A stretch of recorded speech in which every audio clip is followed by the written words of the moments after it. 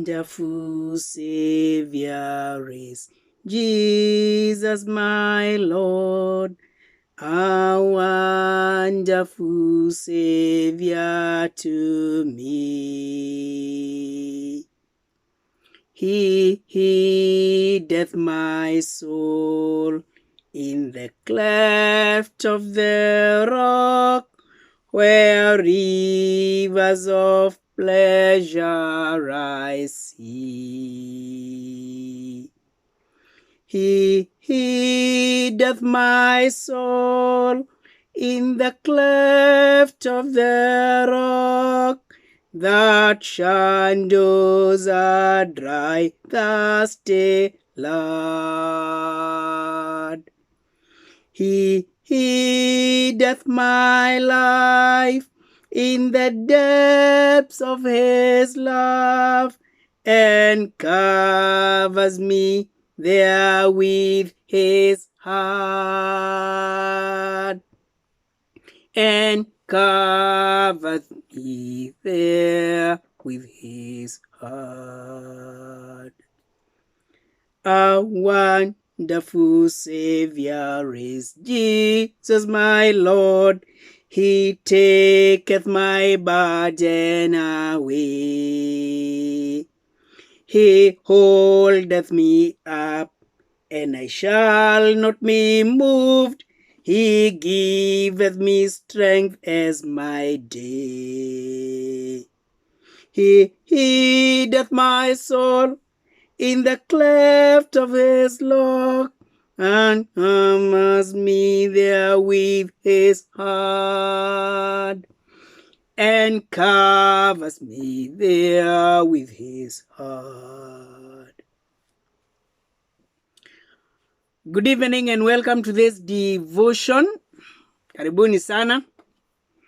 It's a pleasure to have you once again this evening as we continue praising God and as we continue to meditate upon his word. I trust that you are safe wherever you are, and that the Lord has continued to take care of you.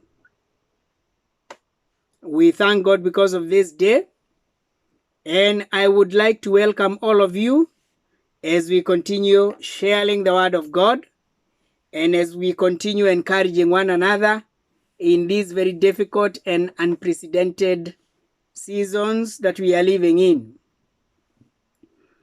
He hideth my soul in the cleft of the rock. And it is my prayer this evening that the Lord is going to hide your soul in the cleft of the rock. And that rock is Jesus Christ.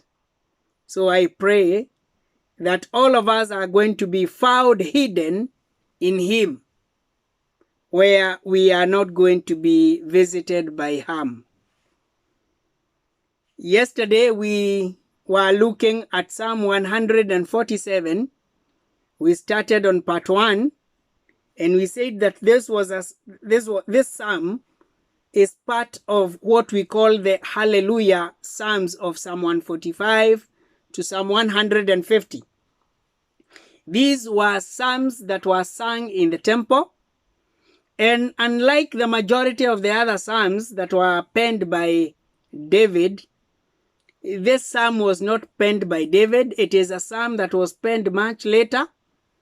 In fact, it was penned after the children of Israel had been taken away to captivity and had come back. And when they came back, even as it was prophesied by Jeremiah and Isaiah, that when they had served their term, God would remember them and return them. Yesterday we were looking at God who restores, and the children of Israel were restored back to their homeland in Jerusalem. And this happened following a decree by the Medo-Persian king, King Cyrus. Cyrus is the one who issued a decree that those who are in exile could return. And then we find this story of the first group that returned to rebuild the temple. They were led by one Zerubbabel and Ezra. if you look at the story of Ezra and the story of Haggai in the Old Testament, Ezra and Haggai are post-exilic. They are books that are written about the activities after the Babylonian captivity. So these people, they go and rebuild the temple. And then seven years later, they had not finished the job of rebuilding and securing the city. 7 years later, a guy called Nehemiah is called by God and given this burden in his heart while he was serving in the king's palace.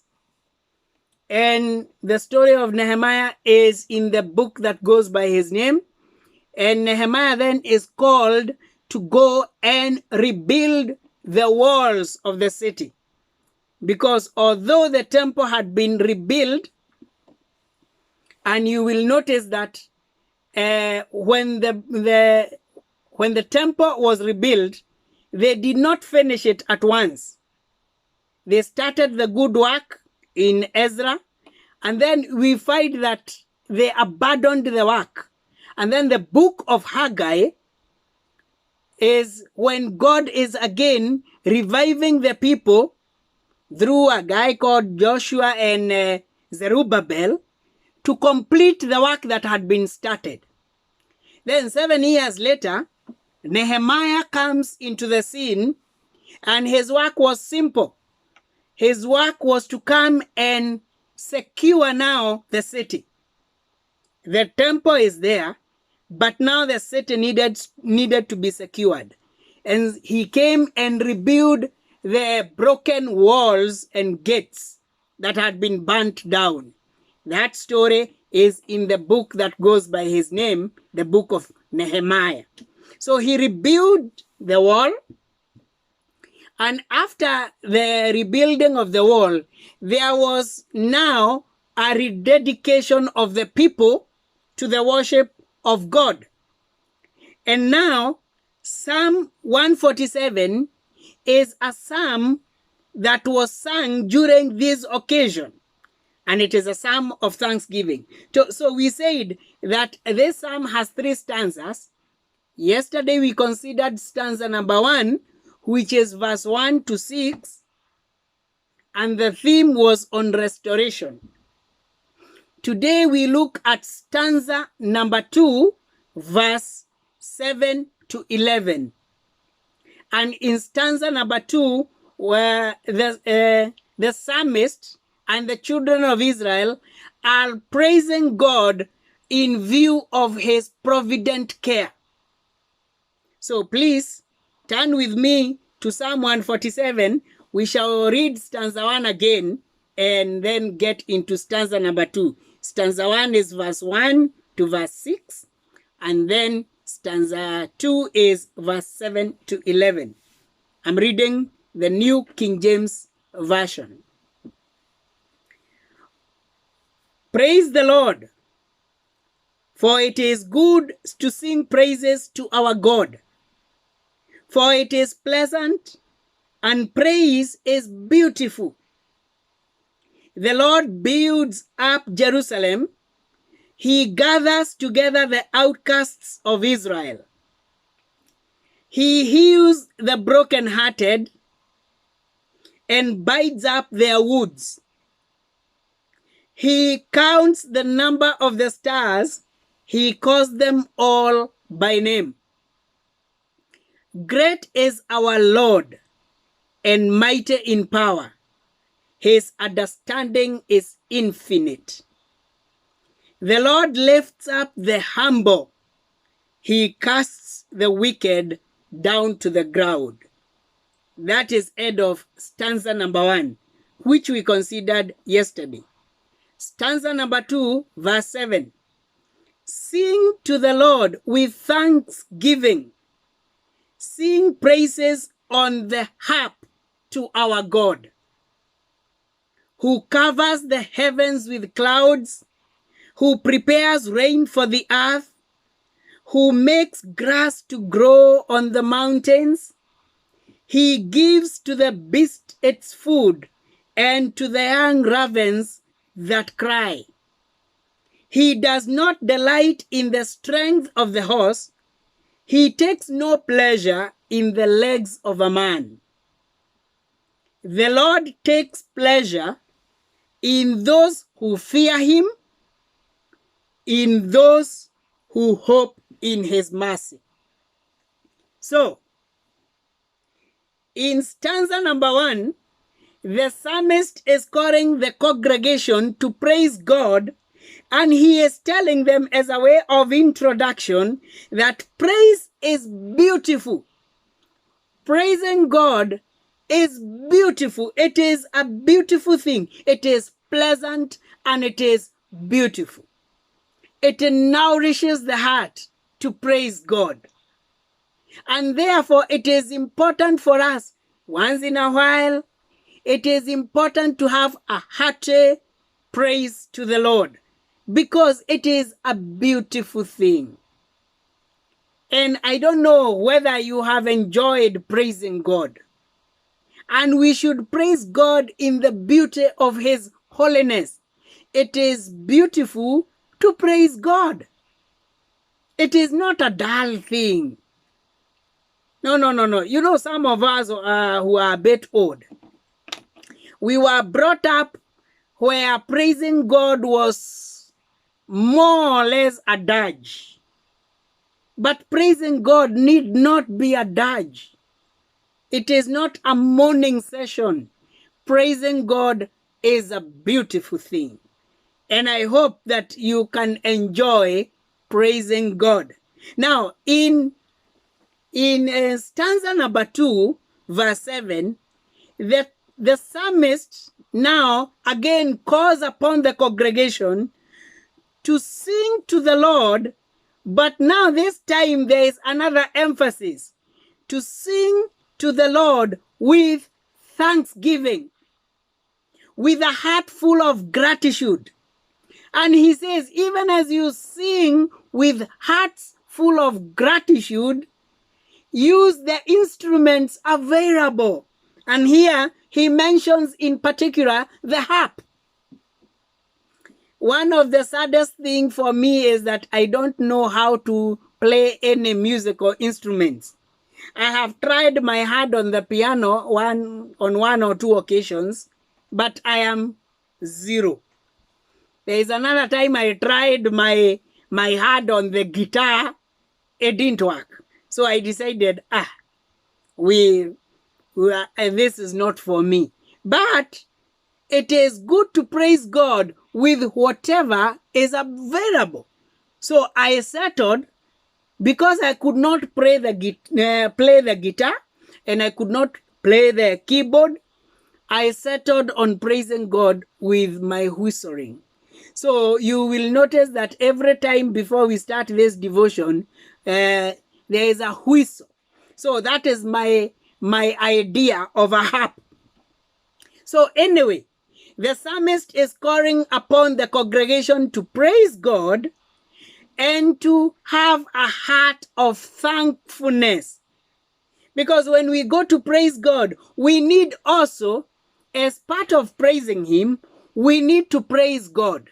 In this particular stanza, verses 7 to 11, the psalmist is saying that we need to praise God because of his providential care. He cares for the entire creation. He sends down rain, and when rain comes, grass grows in the mountains. And the reason why grass grows in the mountains is because God takes care of his entire creation. And you see, it is important for us to understand that God takes care and gives food both to the beasts of the field and also to the birds of the air. They belong to him. And it is by his providential care he provides food for them. Just imagine if God did not provide food for the birds. Just imagine for a moment if God did not provide food for the animals of the forest? You know what would happen? You ask the people of Muranga, and they will tell you the havoc they have seen visited upon them by the monkeys at some seasons. So we praise God because in his infinite wisdom, he provides for his entire creation, not just the human race. He provides for his entire creation. And therefore, he is to be praised. Right now, there is a lot of water and a lot of flooding that is happening around the country. There is a lot of rain. God knows why he has sent, why he has released that kind of rain at this particular time. It is not by mistake that he has done it. That rain and that flooding is going to accomplish some purposes for him. Some providential purpose which we may not be able to identify and understand immediately. But finally, the psalmist here is careful to say that while God is providing for his creation, there is one thing that God hates: pride of man. And this pride of man is put in perspective in the trust that man had put in the horse. The horse was a military weapon. It was the carrier for those people who are going to war. And any army that had enough stock of horses took pride. Now, the Lord does not delight in what man delights in, but rather there is something that God is looking out for. God is looking out in verse 10. God is looking out for people, and the Bible says he takes pleasure in the people who do the following things. Number one, the people who fear him. It gives God so much pleasure to be feared by his people. And fear here is not in the sense of being dreadful. Fear here is in the sense of standing in awe of God. It is in standing in awe of God and worshiping him in the beauty of his holiness. And therefore, God is looking for people. God is looking for hearts that fear him. Not fear because they dread, but fear because they fall down in worship in awe of the Lord. The question is, does the Lord, when he looks deep inside our hearts, does he find the fear of the Lord in our hearts? It is in the book of Proverbs where we are told that the fear of the Lord is the beginning of wisdom. Do we fear God? Do we stand in awe of God? Do we stand? Can we sing the song with the songwriter that, "O Lord my God, when I in awesome wonder consider all the worlds thy hands have made. I see the stars, I hear the rolling thunder, I am delighted by the breeze." Do you stand in fear of God? Number two, the Lord is looking for people whose hope is in him.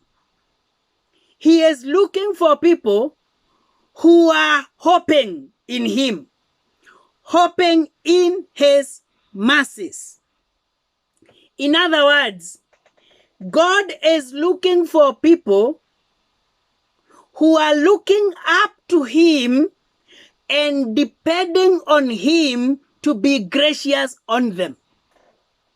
Not because they are deserving, but because God is a covenantal God, is a God of grace, is a God of love. Are we looking, hopefully, for the mercies of God? Or are we raising our fist against God and asking him, why are you bringing this corona to us?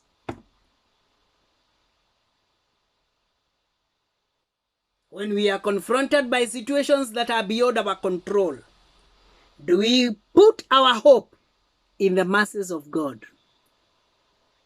Or do we go to heaven's doors with clenched fists and demanding accountability from God? Is God accountable to us? God takes pleasure in the people who fear him and in the people who hope in him and who wait upon him and who look forward to his mercies that are new every morning. Can you and I be counted as people who give God pleasure? Do you and I give God pleasure, or do we give him pain? Because the opposite of pleasure is pain. Do we pain God, or do we give him gratitude and pleasure? Do we give God, so to speak, a reason to smile? Or do we forever pain him? Where is the fear of the Lord? Where is the hope in the Lord? What is the place of God's mercies in our arithmetic? May the Lord help us to praise him and thank him because of his providence, but may he also help us to fear him, not to trust in the things that we have, not to trust in the security of the horse, which here represents the military, but may the Lord help us to fear him, to hope in him, and to look upon him for mercies. In the name of the Father, the Son, and the Holy Spirit, and all of us say, Amen. Let us pray.